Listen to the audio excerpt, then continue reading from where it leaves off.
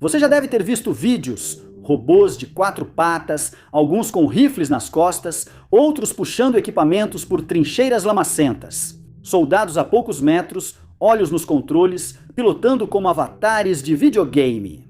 À primeira vista, parece que a Ucrânia trouxe a ficção científica para o campo de batalha, e a ideia é atraente.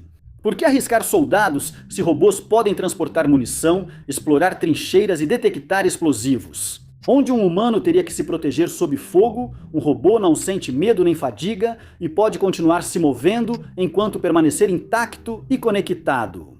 Um exército de cães mecânicos seria leal, incansável e descartável. Exatamente o tipo de coisa que faz generais e empresas de defesa babarem. É aqui que precisamos fazer uma pausa. Porque qualquer um que já viu um robô fora de uma vitrine sabe o que normalmente acontece no segundo em que você os leva para o mundo real. Eles caem, travam, dão pane. E acontece que zonas de guerra não combinam muito bem com protótipos ainda em desenvolvimento. A Ucrânia tentou transformar ficção científica em estratégia, mas a realidade foi mais dura do que qualquer um esperava. Origens e visão. Curiosamente, esses robôs não foram criados para atacar trincheiras russas com lançadores de granadas. Veja as unidades BAD-2, por exemplo. Eles são britânicos, têm 4 patas, tamanho de cachorro médio e funcionam por horas, carregando suprimentos ou usando câmeras para ajudar soldados em terrenos perigosos. Era o tipo de robô que as exposições de defesa adoravam exibir. É compacto, versátil e parece que saiu de um episódio de Black Mirror ou algo assim. Os soldados ucranianos não viam esses robôs só como brinquedos para desfiles. Quando colocados nas mãos de quem luta pela sobrevivência, começam a fazer adaptações, não é? Se for possível tornar esses robôs tão flexíveis quanto soldados, mais baratos, rápidos, eliminando o risco de derramamento de sangue, isso reinventaria o combate. Essa era a visão. Um pelotão mecânico que seria ao mesmo tempo adaptável e descartável. Um dos exemplos mais claros é a onda de robôs cães da série BAD, que apareceu no leste da Ucrânia. Os que aparecem nas filmagens não são monstros criados pela Boston Dynamics. Vários são chassis baratos, alguns de fabricantes chineses que uma empresa do Reino Unido adaptou e reprogramou para uso militar. A empresa nas unidades da linha de frente descreveu esses robôs como sendo feitos para reconhecimento, detecção de minas e logística. Esse começo prático é importante porque explica o que aconteceu em seguida. Conforme a missão, os soldados escolhiam entre robô com esteiras, veículo terrestre não tripulado com rodas ou quadrúpede, acoplando o necessário. Para evacuar um ferido, bastava encaixar uma cápsula de maca no robô. Se precisassem explodir uma entrada cega, prendiam um explosivo com fita adesiva e simplesmente programavam o robô para entrar. E há planos de usar esses cães-robôs no futuro para montar um módulo de metralhadora e colocar um atirador atrás de uma tela. Essa improvisação foi uma verdadeira vantagem tática, mas também significa que esses robôs muitas vezes são adaptados de forma improvisada, em vez de serem construídos para esse propósito. Empresas industriais legítimas também surgiram. Novos veículos terrestres não tripulados ocidentais, como o Temis da Estônia, foram entregues à Ucrânia, sendo descritos como plataformas modulares multifuncionais para evacuação de feridos e desativação de explosivos. Governos e fabricantes veem a Ucrânia como cliente e fonte rápida de feedback. Enviam equipamentos, recebem correções do fronte e aceleram a produção atualizada. Porém, há uma ressalva importante.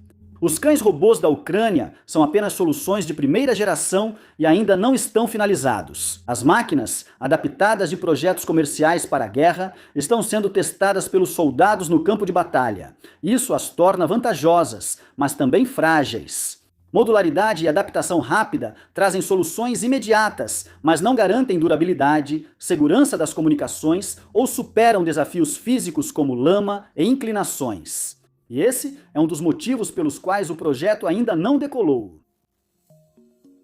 Hype, testes e campos de batalha. Agora, os modelos Bantu especialmente chamaram muita atenção. Pequenos o suficiente para rastejar entre os escombros, fortes o bastante para transportar suprimentos ou munição e leves o suficiente para serem carregados na traseira de um caminhão. 5 horas de bateria, alcance de até 3,5 km, câmeras e óptica térmica integradas. Relatos sugerem que eram quase invisíveis aos sensores térmicos russos. Se fosse verdade, dá para entender por que achavam que isso mudaria o jogo.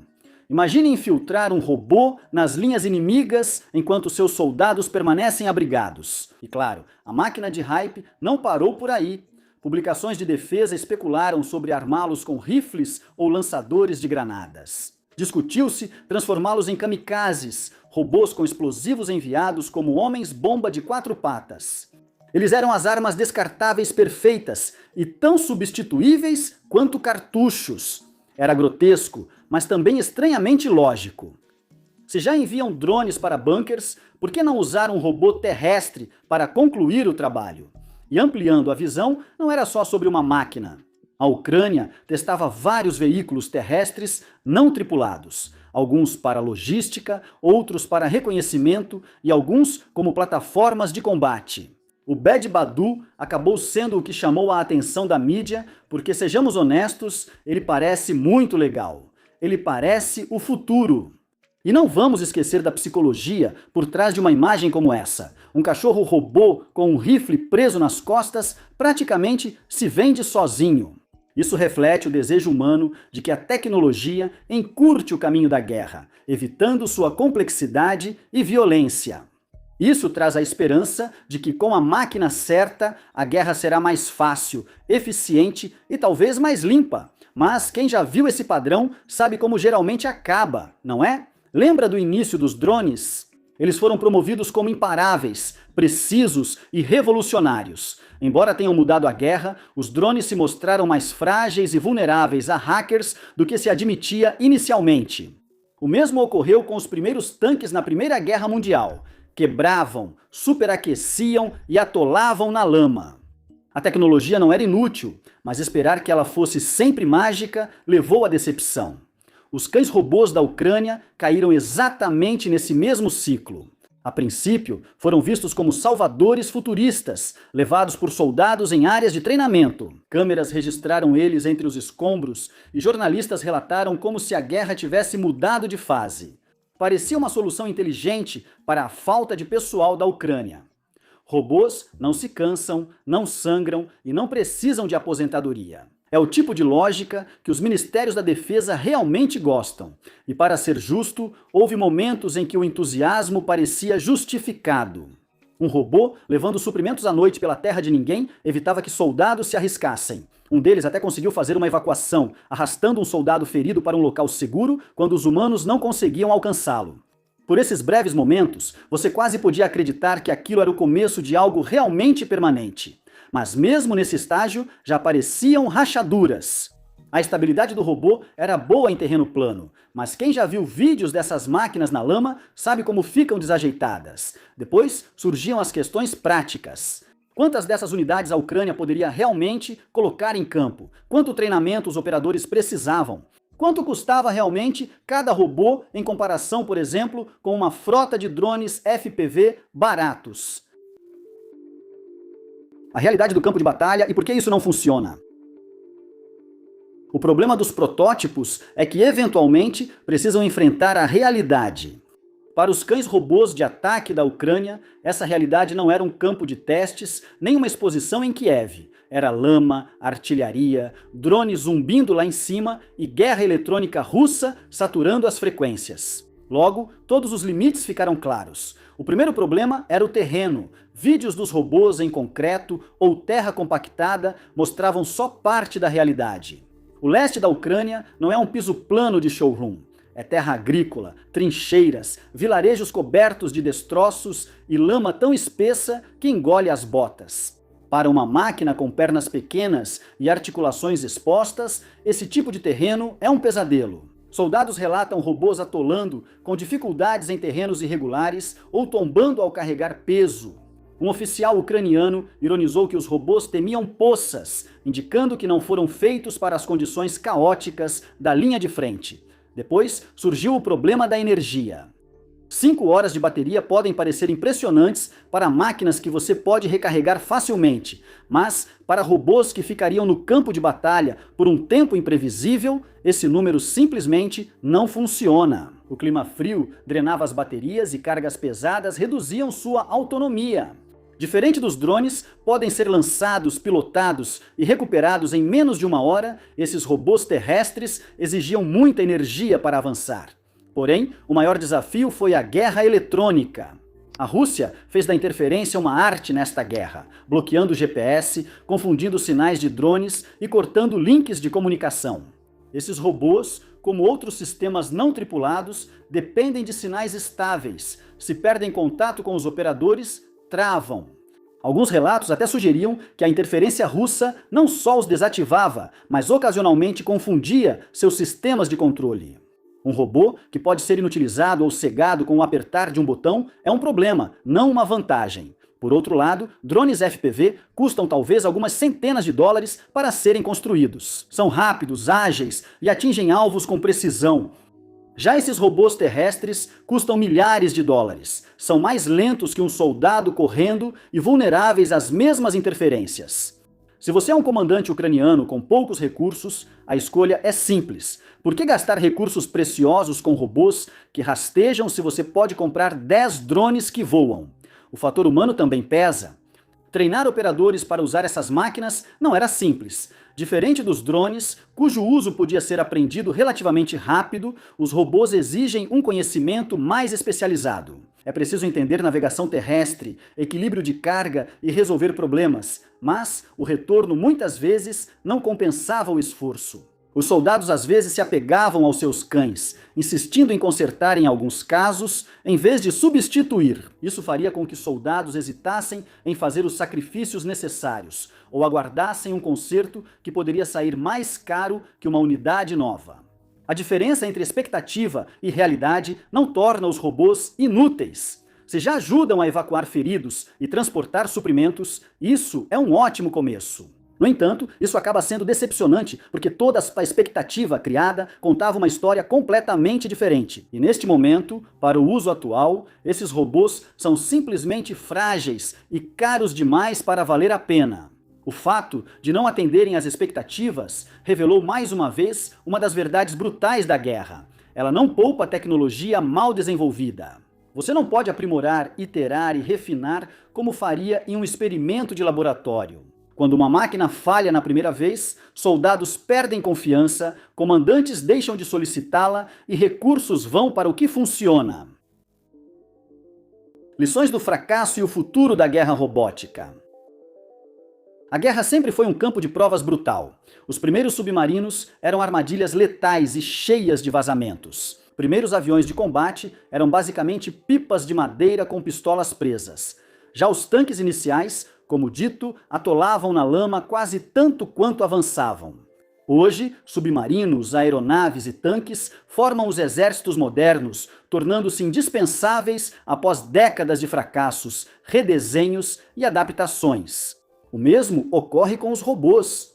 O experimento na Ucrânia fracassou não pela ideia, mas por ter sido implementado cedo demais. O que eles revelaram também foi importante. Para os robôs terem sucesso, precisarão de autonomia, engenharia robusta e resistência à guerra eletrônica. Esses problemas podem ser resolvidos, mas não de forma rápida ou barata. Ainda assim, apesar do fracasso, a Ucrânia mostrou ao mundo o que não se deve fazer. Para Estados Unidos e China, é uma lição gratuita do campo de batalha. Os planejadores de defesa do mundo todo notaram os robôs ucranianos caindo na lama ou sendo bloqueados por interferência eletrônica. De certo modo, os protótipos fracassados da Ucrânia viraram consultores gratuitos para a próxima geração de robótica militar. Mas há algo mais profundo sobre robôs no campo de batalha do que simplesmente substituir soldados. E ao fato de que a lógica da guerra está mudando. Imagine um futuro em que máquinas descartáveis travam batalhas perigosas e enxames de drones terrestres cruzam campos minados ou trincheiras antes dos humanos. Esse tipo de guerra torna os ataques mais baratos em termos de vidas, mas mais caros em termos de máquinas. Isso prolongaria as guerras, já que as máquinas absorveriam o custo humano que leva as nações a negociar. Precisamos refletir sobre isso agora, pois o fracasso da Ucrânia com robôs não será permanente. A inteligência artificial evolui, as baterias melhoram e os materiais ficam mais leves e resistentes.